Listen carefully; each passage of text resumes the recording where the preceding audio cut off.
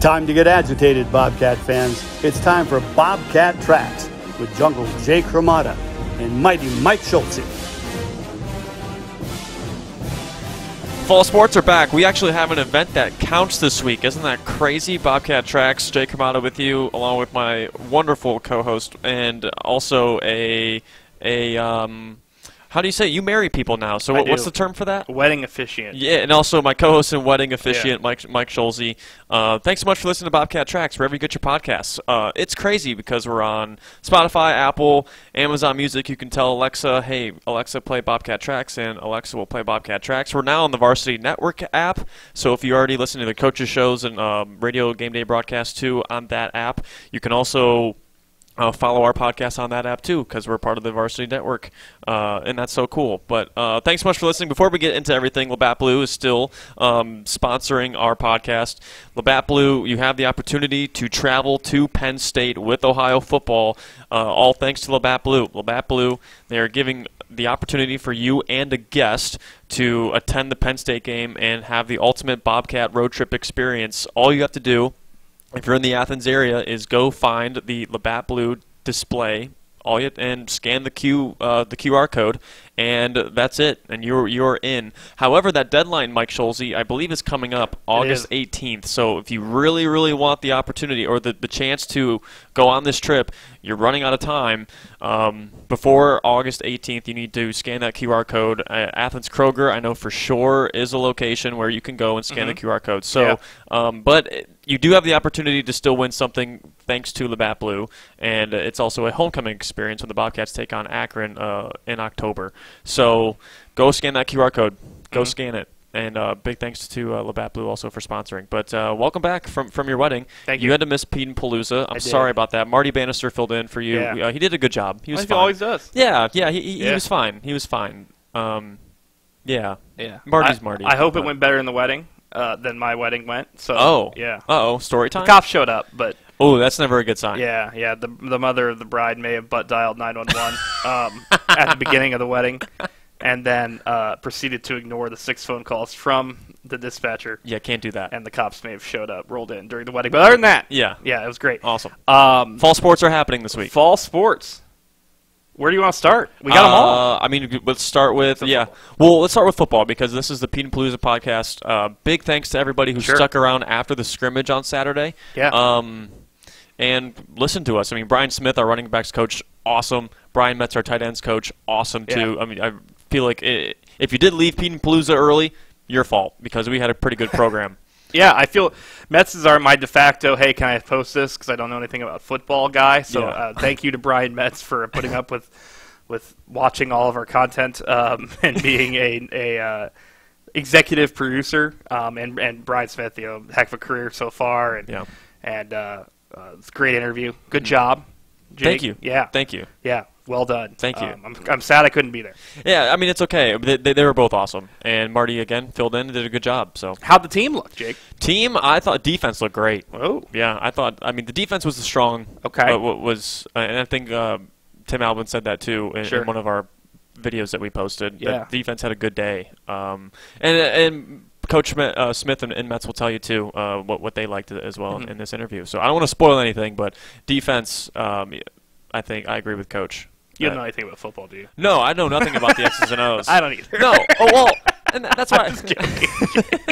No, X's and O's, I have no idea. I mean, but I mean, eye test, right? I mean, you look and you know who does well. But the defense, I thought was shine the brightest. Yeah, I really am disappointed. I had to miss it because those 90-play scrimmages can show a lot, and we're not going to show Florida Atlantic a lot with what we put out. But I mean, they're always very, very interesting. Yeah.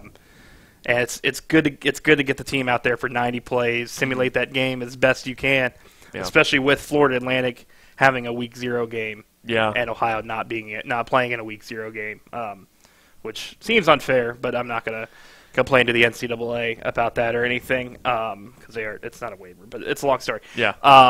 So getting those simulated games at Peden is going to be huge, and they got out on the new turf. Yeah, the new turf. Yes, there was a joke in there in our interview about the guys saying that it feels like they're stepping on pillows. Ooh, Coach Smith. There's a joke in the interview that our listeners. I haven't walked on it yet. I might do that right now. It's pretty soft. Yeah, it looks sick. It's pretty cool. It is pretty cool. I love the font. Thanks, buddy. Yeah, I like the font too. Whoever decided it, is a genius. But I'm excited we're excited that it's done, and we're excited to debut it on September 3rd. Yeah, and in fact, the football team is so excited to get out there and practice on it that they were out there super early, and we missed their first reaction as a content team. We did miss that, but you know what? They were so excited to go out there on the new turf and just play on it, and just do something on it. Yeah, we're not really morning people, are we, Jake? No, we're not. No, we're that's probably one of our weak points in our vertical. Yeah. 7:45 could be, if they get out there early, then we might miss them. Yeah, but we still did interview about them. Yes. We had a good video about that. So let's talk soccer. Yeah, let's do it. All right. They play this week. They do. They play at Duquesne. Wow. It counts. Yeah. We're not screwing around with exhibitions anymore. Scrimmages, no. Yeah. So we're at Duquesne and at Xavier. You can watch the Duquesne game on ESPN Plus. Cool. I'm not sure where you can watch the Xavier game. I believe it's going to be broadcast, but I do not know where yet. That link has not been posted yet by Xavier. But ESPN Plus Duquesne, that's a great way to start the year. Heck of a season last year for soccer. A lot to build on. Start on the road. It'll be good. Good couple tests. A10 Big East tests to start the year. Absolutely. And I feel like field hockey is right around the corner too. Their media day is going to be next week. We have to schedule that. Allie Johnstone wants to come on the podcast. We're going to schedule her. Let's do that today when we tell them when we can't do their photos this week. So, yikes.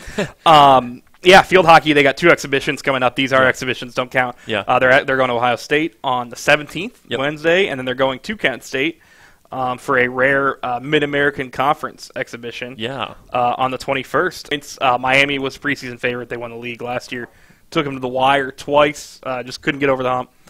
Kent State got a first-place vote, and then Longwood got 2 first-place votes. Longwood, App State, Bellarmine, in the MAC for field hockey. Yeah, interesting. Yeah. Volleyball, they have a scrimmage Tuesday night. At time of taping, Tuesday's tomorrow. But they face Marshall, 6 o'clock. If you're able to make it on out, come on out. But green and white scrimmage, the annual green and white scrimmage is Friday at, I believe, 7 p.m. Yep. So if you want to come out and get your first look at the volleyball team and Jeff Carlson and company, this is the week to do it before they head to Lexington to open up their season against former Ohio volleyball coach and also Ohio All-American Ryan Tyson, Abby Gilliland. Yep. They open against Marquette next week. Yep. And then Kentucky's no easy task. No, absolutely not. But yeah, both of those are free. It's free to come to. Yeah. So come on out, see the new look volleyball team. A lot of new faces.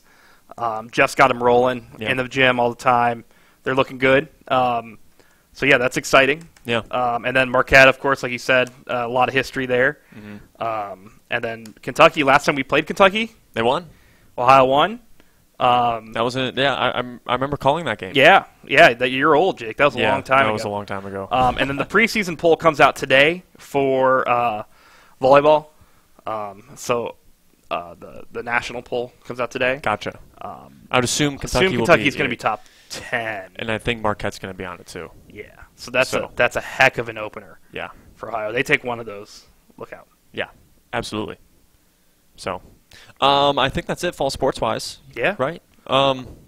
Anything else you want to talk about? Basketball's back. We talked about that last time, right? Yeah, we did. And I talked a little bit about basketball, too, while you were gone in the previous episode. So let's take it to Metz and Smith and also MBZ Marty Bannister and our Peden Palooza live podcast. And once again, there are a lot of people there Saturday, and you missed out on some great entertainment. Tim Albin was there, too. He took in the whole after experience, so big thanks to Coach for doing that. Tim showed up. You didn't put him on the podcast, Jake? We did not. We did not. I thought about ignoring the head football coach, Jake. That's bold. I think he enjoyed having Smith and Metz do all the talking. He probably did. Yeah, he probably did. Anyway. Make Metz do it. That's a good point. Here's Coach Smith and Coach Metz.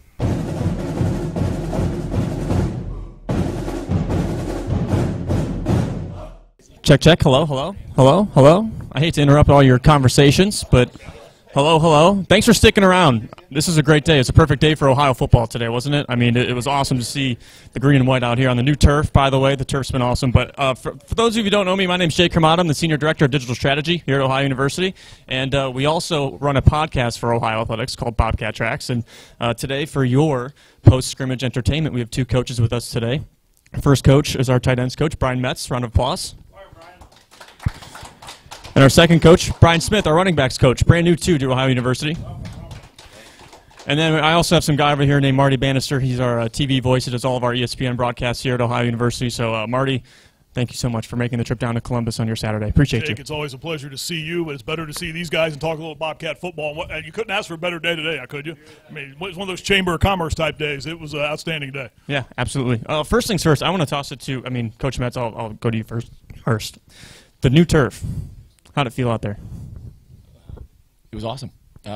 Really, really blessed to have the new turf. It's been a couple years. I've been here since 2013, and we've been running around on the previous turf, and to see the new bright, shiny colors, new end zones, all that stuff, it was really exciting for the kids, too. I know it meant a lot to them, so it's awesome. Coach Smith, how about you guys in your running backs? It had to feel pretty good, because I know those guys, they've experienced the old turf, but this one, I've heard some of them say it seems like they're running on pillows. I don't know if that's a good analogy or not, but I think it's great. You can feel that it's going to help them from a health standpoint. The first day we were on it and practiced, our walkthrough in the afternoon goes to the indoor, and the thing you could tell right away was that the guys had a lot more energy. There's a lot more bounce in their steps. So just moving to the new turf, I think that their recovery was faster because of it. Coach Metz, you mentioned that a moment ago about the excitement level of walking on a new turf, and it may not seem like much to the average football fan, but to a player to walk onto that and see the improvements to this facility, it really has to. It's a big boost, isn't it? Yeah, it is. Might be some placebo effect, I'm not sure, but just having the excitement of something new, bright and shiny. The players feel the love from the fans, alums, friends of the program who are a part of bringing that to life. And whether it's real or imagined, pillows or not, I think the guys are excited to have that in their life. That's a unique way to describe it, isn't it? Playing on pillows? Very unique. I don't know if you would ever think of that with football. I may have to address that in my you might have to work on that what their mindset is. We are dealing with 19 and 20-year-olds, so I will say that. Yes. Let's get into the scrimmage today. And Coach Smith, I'll start with you first. What did you see from your running backs today that you liked? Well, it was great that all of them got a lot of reps. They got to get tackled, which is good early on in camp. And the most important thing with the scrimmage was we got to hit a lot of situational football, which is great, especially this early in camp. Usually it's just, can we get lined up and get plays off? But to be able to go 2-minute drills, backed up drill, hit all those situations throughout the scrimmage. It just shows that it's a fairly veteran group, and we're a little bit ahead right now. In terms of just football awareness. That's a great point you bring up. You are still early in camp. It may seem like you've been going at this for a month now, but you're still very early in camp, aren't you? Yeah, absolutely. We still got a good amount of ways to go. So it's great. Yeah, it shows. I think how mature some of the kids are to be able to have as much in as we do and be able to work at the level we're working at right now. And there's obviously a lot of areas we need to get better. We would love to see us rip some more big runs. There's some drops that we got to get cleaned up, things like that. But and you can see in the kids that they want to get better, and they understand that there's a lot in right now. But I don't think there's anyone that was really complacent when that scrimmage was over. They're motivated to do better, to get better, and continue to improve.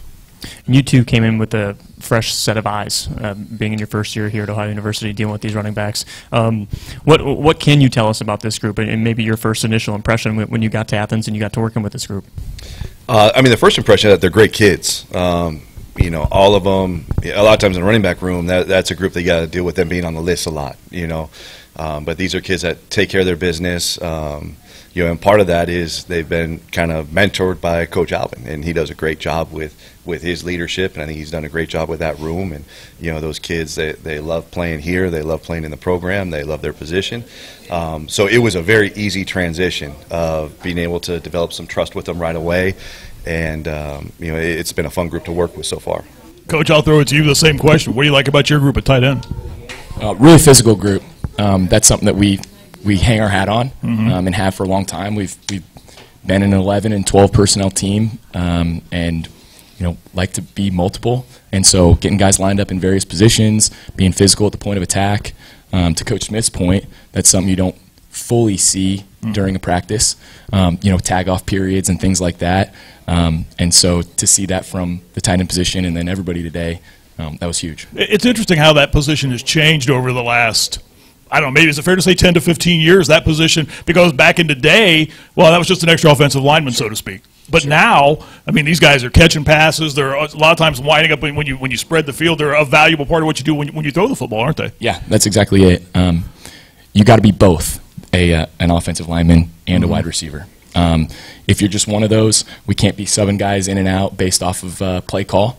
And so they're chess pieces, right? Defense has to line up.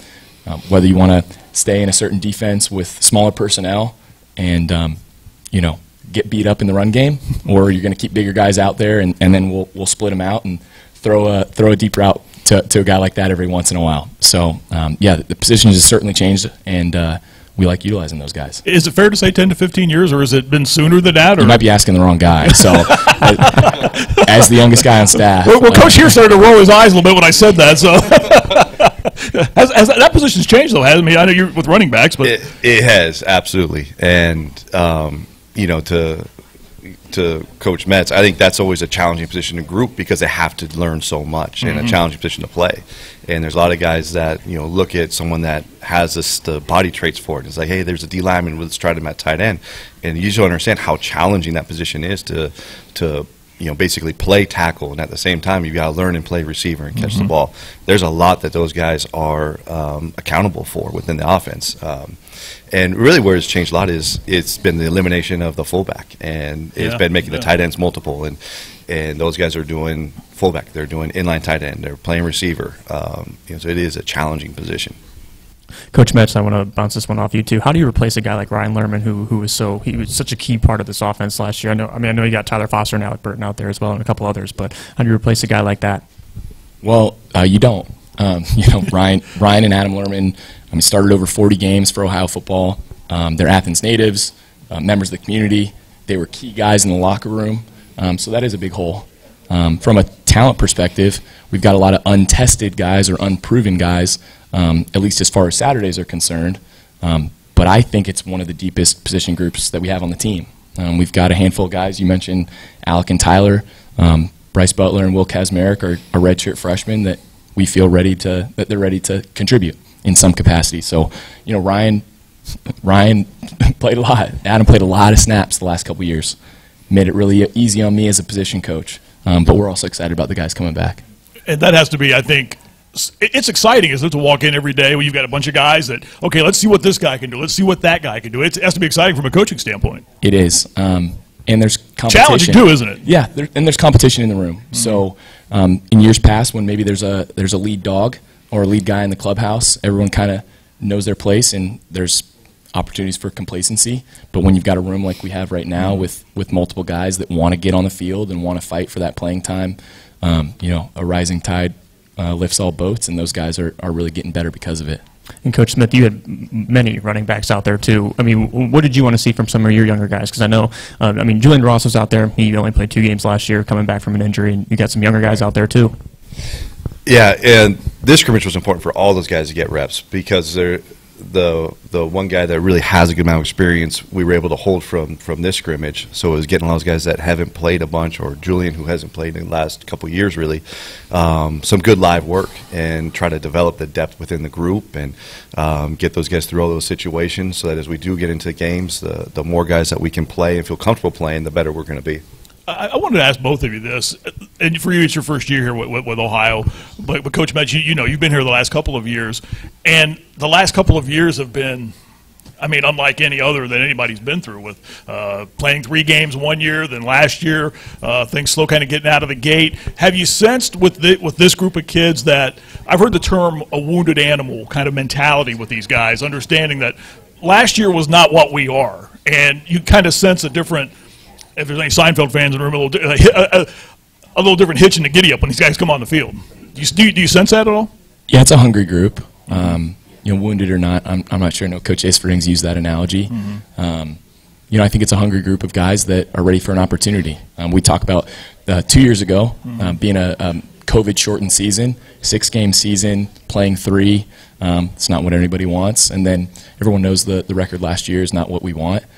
So I think the group is hungry and motivated and ready for opportunities this year. Coach Smith, you sense that, though, don't you? I mean, obviously, not being with the program, but you sense that this group knows or feels that last year that's out the window right now. We're much better than that. No doubt. And that's always the push with the players, is that last year was last year. And each year, the team's going to have its own personality. You're going to bring in new players, you're going to lose players.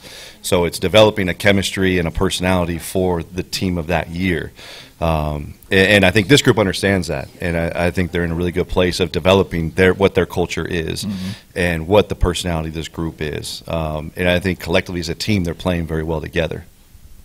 Let's get into some coaching background really quick, because I know you guys have cool and unique pasts. I mean, you talk about Coach Smith. Coach Smith, this is the farthest east you've been ever.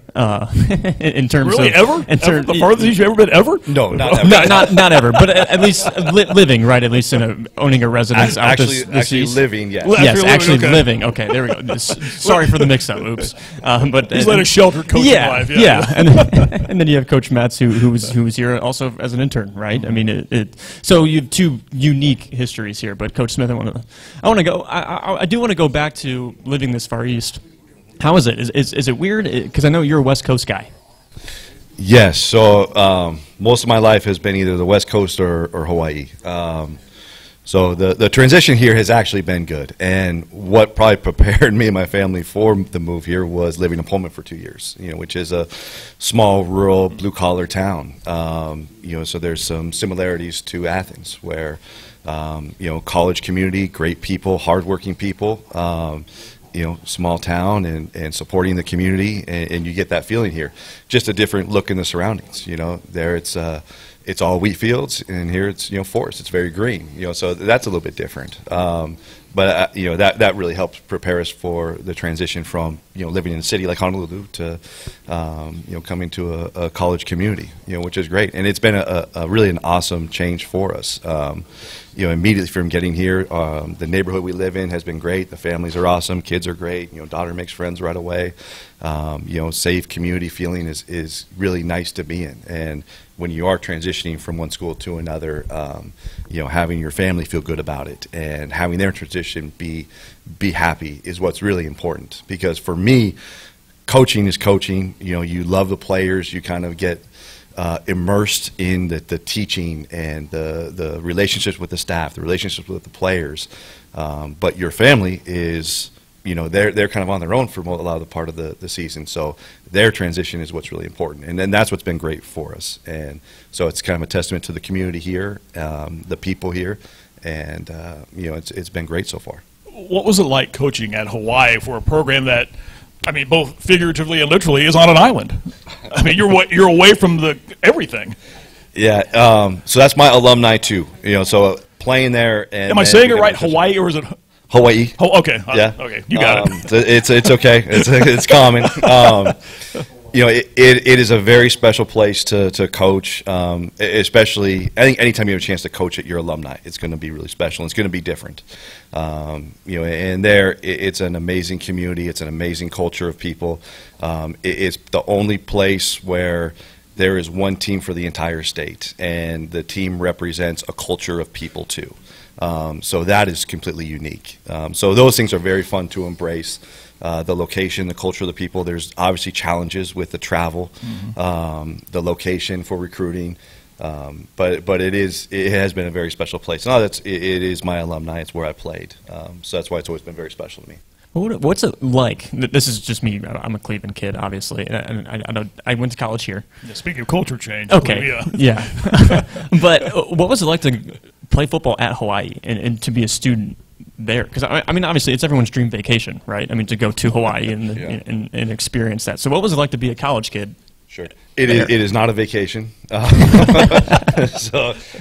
Contrary, I enjoyed my time there, and I was a Southern California kid in a kind of upper middle class community, and then left there as 17 years old because I was young when I graduated, and went to probably the most diverse location you can go to. And closest family is a 5-hour flight, so you are forced to grow up very fast. You're going to experience things that you've never experienced growing up.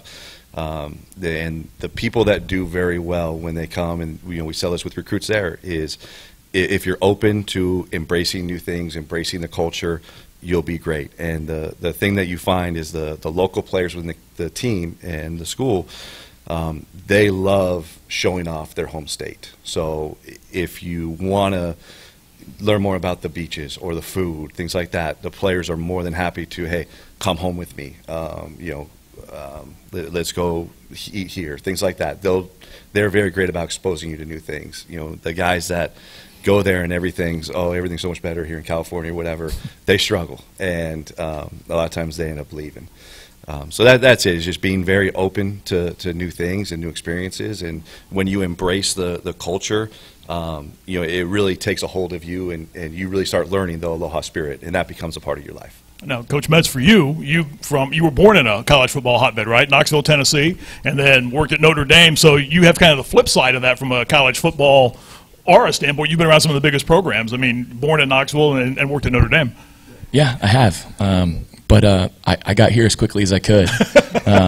So traded up, right? Yeah, coming here in 2013, and the same passion that Coach Smith talks about his alma mater with. I'm a graduate of Ohio University. Graduate school here, and I'm a Bobcat. So I've been around some other programs like a lot of coaches have, some less than others, some more than others. Been lucky to work with some really great coaches with some fantastic programs, but like I said, I got here as quickly as I could. And I think for both of you, that's valuable, isn't it, to coach with many different looks. You've coached with a lot of different head coaches, Brian, the same way. It's valuable to your development as a coach because somewhere down the line, both of you, I think, at some point, would like to run your own programs. You have a wealth of knowledge to fall back on. Yeah, I think the approach you always take is that all experiences are good experiences. And, I've been places where you win a lot of games, you win a championship, or you aren't as successful, and there's always opportunities to learn and grow. And that was one of the reasons why I was attracted here, is to be in a different system than what I've been doing, be around different people. I've really worked with the same staff offensively pretty much for the last 6 years, and I was running the offense, and we were doing pretty much the same thing for 6 years, and doing this gave me an opportunity to really expand myself and learn a different way of doing things, and kind of reevaluating how I coach, how I look at things football wise, and then being able to bring some of the things that I know to someone else too.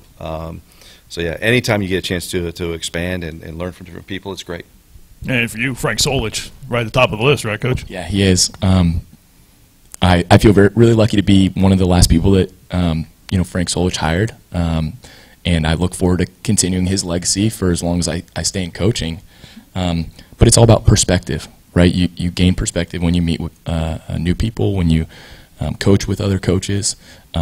Learn a different type of offense or a different type of coaching, the same thing, and you get better by kind of mixing and mingling in the coaching world. Coach Metz, I feel like everyone has a Frank Solich story. What's yours? Okay. There's a lot of one of my favorites. Okay, one of my favorites is Coach Solich is an incredible competitor. I think everybody that's ever met him knows that. We were playing a MAC game on MACtion Tuesday night in 2018, and we were really handing it to Western Michigan, and it was halftime, and we were trying to make some decisions about who to put in the second half. Was it time to put some of the younger players in? And Coach Solich, didn't want to take his foot off the gas pedal, but he, allowed some of the assistant coaches to put in some backups, and we went 3 and out to start the second half. And I guess needless to say that his commentary was pretty colorful on the headset. It was sort of a "I told you so," and he had to be calmed down by a couple people on staff that everything was going to be all right. But it just shows his competitiveness. He wanted to win. those are probably some of the words you don't want to hear from your head coach. I told you so. Yeah, especially when it's directed at you. No, you don't want to hear that. You've been to Memphis, you've been to UNLV, and you've had some stops coming back to and from. Are you sick of moving back to Athens? You've done it 3 times. My wife and I talk about when we were in Athens the first time, second time, and third time. Like to make the third time as long as possible and not move back again. But yeah, it's all because of Coach Alvin. Coach Alvin let me be an intern here, was a student assistant for Coach Isfording when I first got here. Coach Alvin hired me back as a graduate assistant, and then when he was offensive coordinator, hired me back as tight ends coach. So keeps calling me home, and it's all about the people, right? I think President McDavis was the one who first said it, and Coach Alvin has talked about it a lot. But we got really pretty buildings here, and the campus is beautiful, but it's really about the people that are inside the buildings, and those kind of connections are what bring you back. And Coach Smith, you said that right absolutely. You said that right at the top too when Jake asked you about coming to Athens. The people right at the top of that list. And I know as much transition as there is in college coaching and the amount of movement that you've done and Coach has done, this is the place I think when you lay down some roots, you can really call this home. Oh, absolutely. No, it's a great community, and like I said, when you are transitioning to a new place, having a place that is good for your family is important, and where they're going to be happy and make friends and feel welcomes. Those things are important. It's a lot better than being stuck. Feeling isolated, because you're in a city, or you're not being able to live close to campus. It's great when you can get in the car and family's here in 5 minutes, and there's no traffic. Those are or 5-hour plane rides. Yeah, no doubt. Those are great benefits to the happiness of your family. Because the coaching profession, there's a lot of demands on the coaches with time, and then those are demands on the family. Coach Smith, have you have any restaurant go-tos right now, or what? We cook a lot. Okay. Restaurant go-tos. We actually just went to, I want to make sure I say this right, Cutler's at the Ohio Inn. Yeah. Yep. Good was call. Really good. Good call, yeah. So fortunately, my wife and my birthdays are a day apart. So she is a day before me. So that means that there's no way that I can forget. So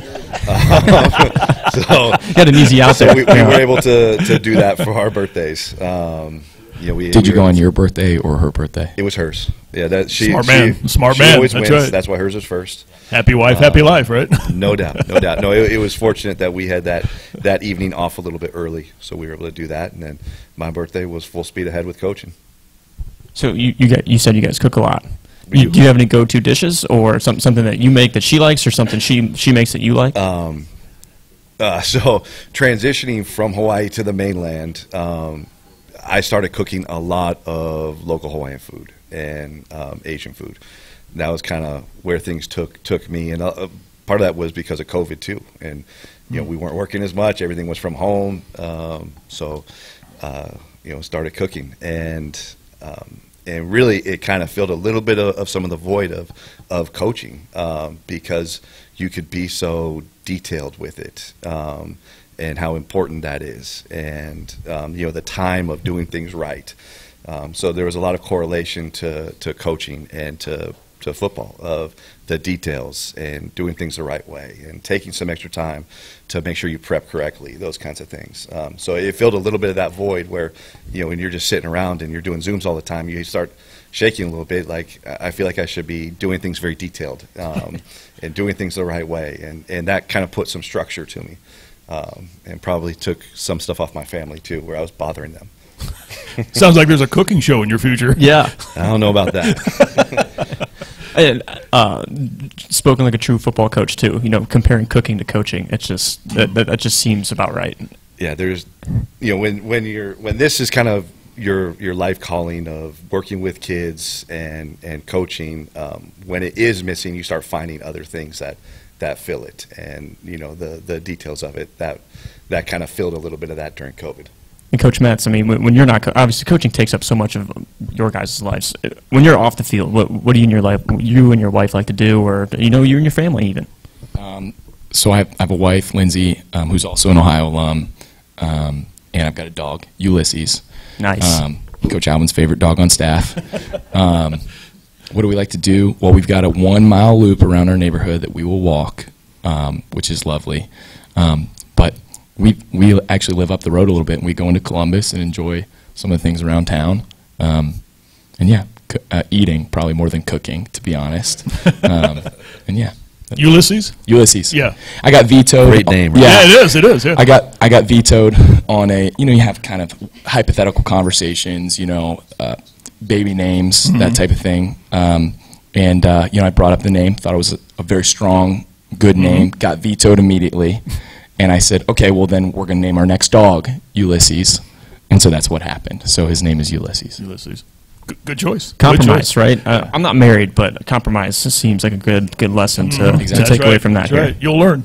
You'll learn. It's the easiest way to way to go through it. Maybe we'll see. Easiest way to go through it. Maybe we'll see. But that's what Bobcat Tracks is. Sometimes you just go off the rails here, and so I appreciate how candid you guys are about cooking, dogs, and Court Street. Right? There you go. There you go. Closing in now. I mean, we've talked about practice and all these other things. The game is literally right around the corner for you guys right now. Coach Metz, let's start with you. I know you're not ready to play a game yet, but are you getting close to that? I think so. We got to focus on doing what we need to do today. Coach Alvin has a plan. Coach Izzy and our staff has a plan for situational football, things that we need to check off before we get there, all 3 phases of the game, and I think we're getting closer. Sometimes you look too far ahead and you miss opportunities to get better, in the meantime. So we still got a lot of work to do. I think everybody in the program knows that, but you can kind of sense the excitement too. Same for you, Coach Smith? Yeah, we're getting there today. No, but we will get there. And you could see all the situations we're getting in today. With how we get plays in, working the play clock today. Our guys operationally are ahead of where you typically are right now. So we're definitely moving in the right direction, and there's no doubt we will be ready when that is time to play that game. Thanks so much, guys. I know you guys have to go break down some film, so please go for it. Thanks so much for your time. Really appreciate it. Thank you. Appreciate it. Thanks Round of applause for our coaches, right. Coach Metz, Good job, Coach guys. Smith. Thank you guys for sticking around, too. Thanks so much. Once again, huge thanks to everybody who stuck around and listened to Coach Smith and Coach Metz. And Marty and I just kind of jibber-jabber. I also have to thank the Bobcat Club for asking us to do that. Matt Thompson, his GAs, they all do such a great job. Bayon was there. He's a good dude. Yeah. Spencer Millen was there, too. I mean, everybody. They couldn't thank them enough. I'm surprised they still trust us to do some live podcasts. Yeah, me too. Me too. Yeah. But and don't thank Ken. Ken, we don't need to No, thank Ken. don't thank Ken. Yeah. Ken, I he actually didn't do anything. Yeah, he didn't do anything. No, we love Ken. Yeah, we love Ken. Ken. But I'm going to go see him now. Yeah, go see him now. And our next podcast is an alum. Yeah, it's a big one. Yeah, it's a big podcast, so look out for that one. A guest who has worked with the who's who of the pop culture world. Yeah. So stay tuned. That'll be out next week. It's not Bob Bolton. So. We've had Bob Bolton on way too many times. Way too many times. Yeah, and that's it. So be prepared for that. Allie Johnstone, we're going to schedule her too. And that's it. So cool. And we'll have Aaron Rodgers back on too. Just complete the sweep. He likes to talk. He likes to talk. I feel like we should have his players on though first. Sure. I mean, Aaron will want to have it be about him. Yeah. Matt Coach of the Year. Yeah. Right? Yeah. Okay. That's it. He's mad at me right now. So he is? That. Oh. Yeah, because I couldn't go to his game. Oh yeah, because you were officiating a wedding. I was going to take a team picture for him, and we had to officiate a wedding. And you were at football. I was. And Steiner was Lord knows where in Spain. I think he was in the middle of the Atlantic, 40,000 feet in the air. Yeah. So I got to get a team photo taken for him, which I will. Yeah, I promise, Aaron. Awesome. Well, thanks so much for listening to Bobcat Tracks. Talk to you next week. Peace. And love. Goodbye.